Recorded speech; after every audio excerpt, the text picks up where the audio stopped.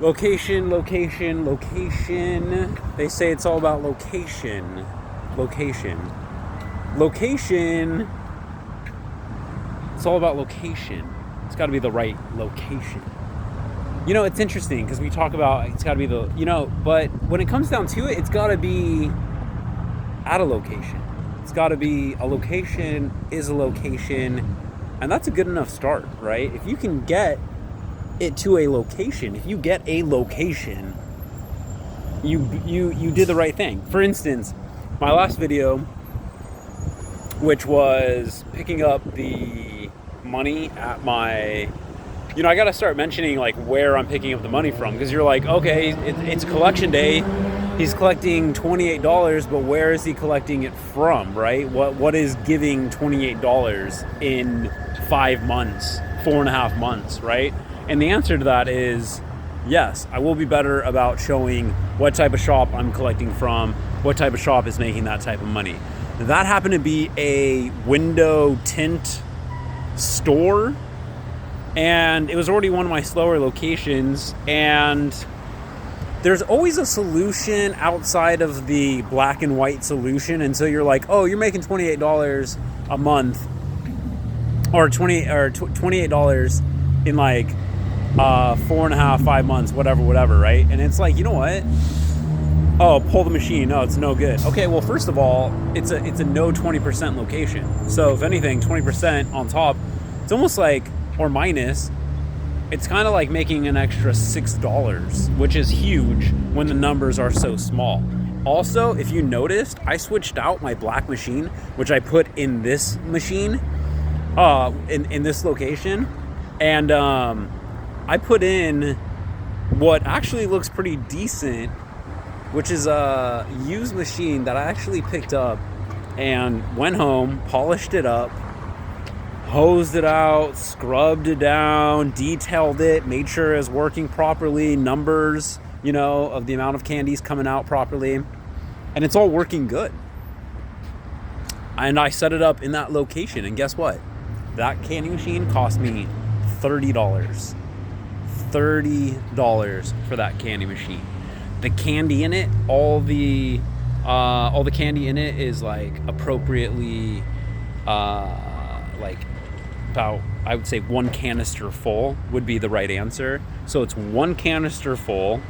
All the candy looks fresh. Candy machine's working good. So if you think about it, it has what? I have specialty gumballs in there. I have Skittles and like peanut M&Ms.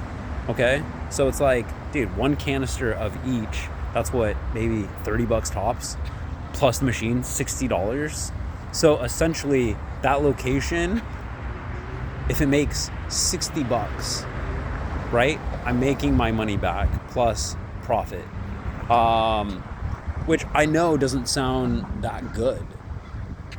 But if it can make $30 in 4 months, right, 4.5 months, well, then I'm projected to possibly make $90, maybe like in the calendar year, right? And the thing is, I set it up.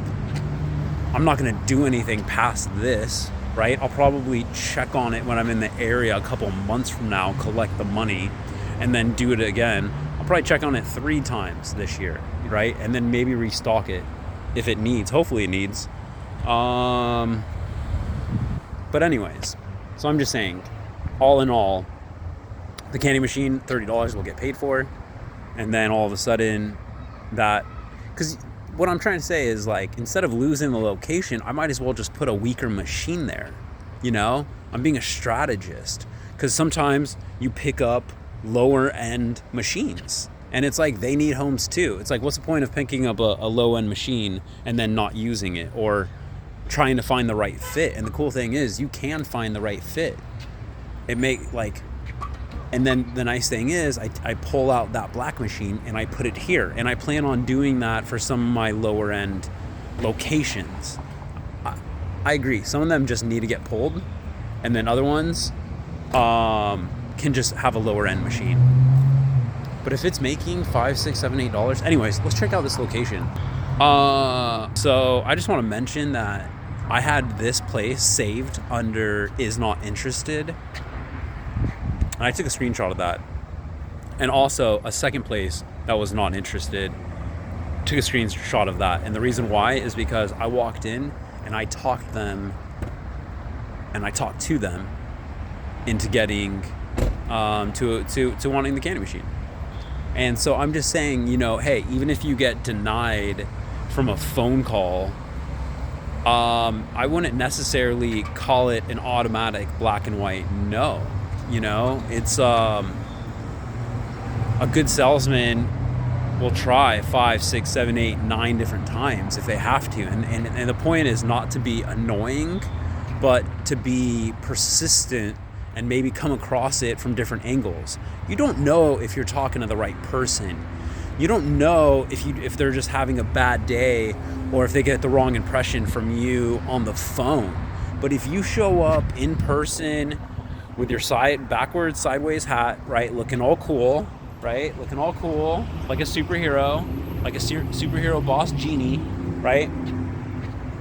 You show up and you say, hey, I see you have a gumball machine here, but would you want a candy machine? You know, I could focus it on peanut butter M&Ms, Starburst, Skittles, jelly beans, you know, candy focused.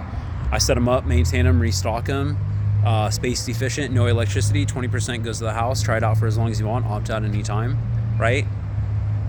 Pitch them, right, with some enthusiasm. And they'll be like, hey, you know what? Hey, where do you want to put it? Oh, hey, this would be a perfect spot. Hey, we could try it out for a month or two. If your guys don't love it, if you don't like it, you know, call, text me anytime. My number's right here.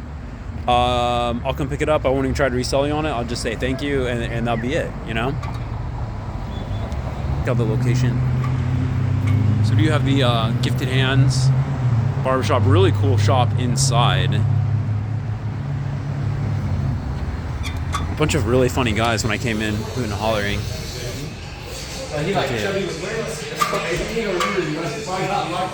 Really cool shop. Look at that arcade game in the background, a little Super Street Fighter ATM machine.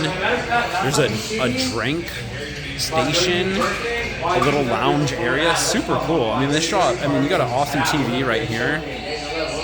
Cool props on the wall. Look at those. Right? Like gangster looking, like, look at that. Super cool. I'm like so impressed with some of these barbershops and all the style and charisma that they put into it, right? Huge store, right? I mean, just, so this is what was going on in here before.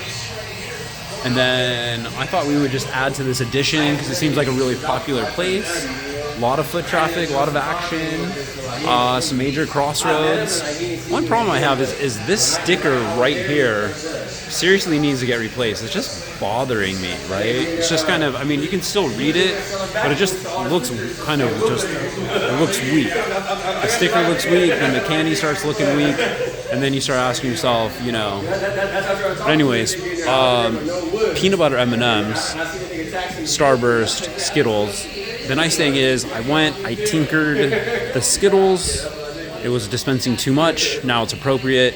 Peanut butter M&Ms dispensing too much. Now it's appropriate. And then, like I said, the temperature in here is good, so these shouldn't melt. And it should work appropriately.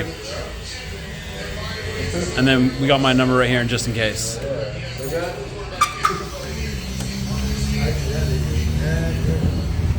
So anyways, yeah, super excited. And the thing was, what happened? I drove by, I made a hard right into the shopping center because I'm constantly looking into shopping centers, just like trying to find anything that would make a good potential home, right?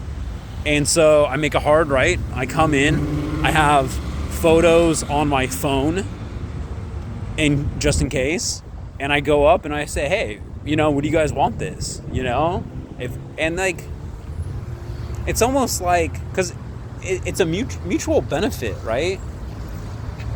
It's just one of those things where it's like, you're coming across not like, hey, help me out. Like, hey, can I please put my candy machine in here? It's not even like that, you know? It's like, hey, you got to come across it like, this is mutual business. Is this going to be a good fit for both of us? Right? And that's why it's like, you know, hey, that's how you need to approach it. Hey, you know, I said hey, I think this would be a good fit for a candy machine. You know, I see you have the gumballs, but why don't we do a triple candy? Peanut butter M&Ms, Starburst, Skittles, Jelly Beans. You know, I set them up, maintain them, restock them. You don't have to worry about a thing. Space efficient, no electricity. I got brand new, good looking machines. You know, I think black on black would look really nice. That's what I told them. And, you know, we'll try it out. 20% of the total sales goes to the house, and you can opt out anytime. There's no contract, you know? Oh, you know, hey, where would you want to put it? Well, hey, if we move this gumball machine over on this other side, I'd have enough space. I think this would be great right in front of the door. He moves it over, and I tell him, hey, awesome. Hey, thank you so much. My name's so-and-so. And once again, that reminds me, I want to make it a point to save their name. And then so I could say, hey, when I come back in, what's your name? And I even made it a point to ask him his name again today.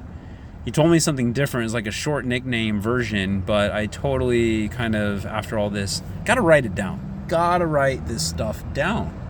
Whenever I go into a place and whatever they mention, hey, owner's gonna be in next week, hey, I'll, you know, I always save it in my notes, save it in the notes, right? Categorize it, right? Keep it clean, keep it organized, and then this way I can refer back and say, oh, this is the time, this is the place, this is who I need to talk to, right?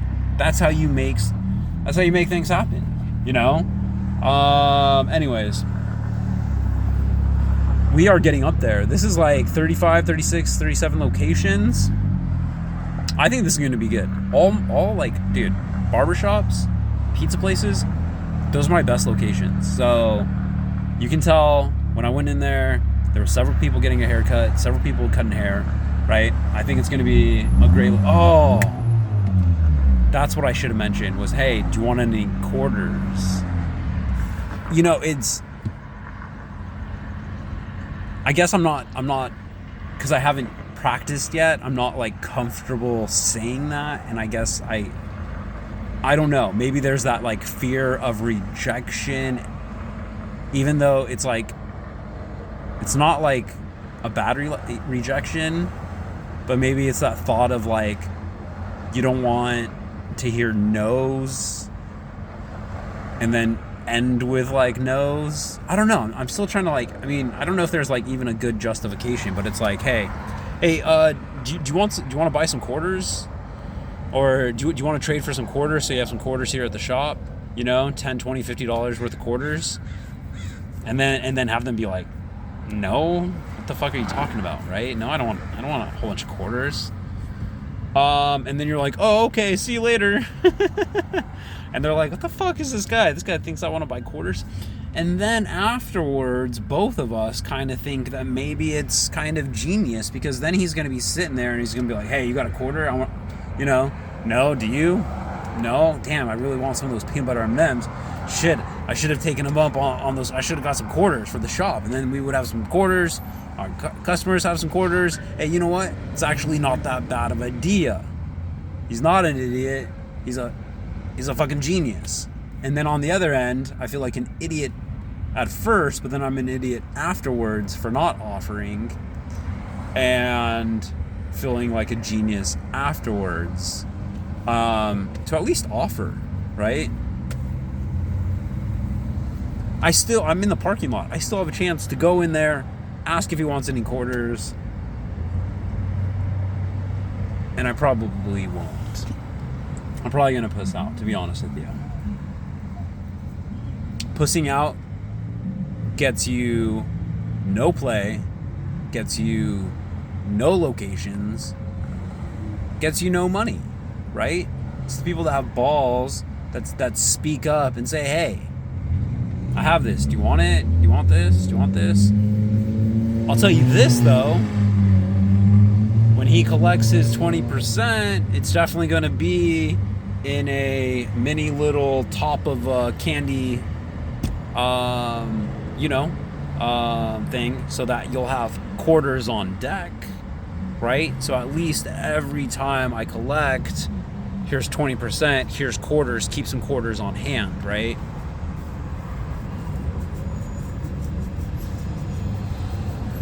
So yeah, anyways. I have so much to do. I gotta go. And I know you do too. Anyways, one more location down. Let's go. Let's go, baby.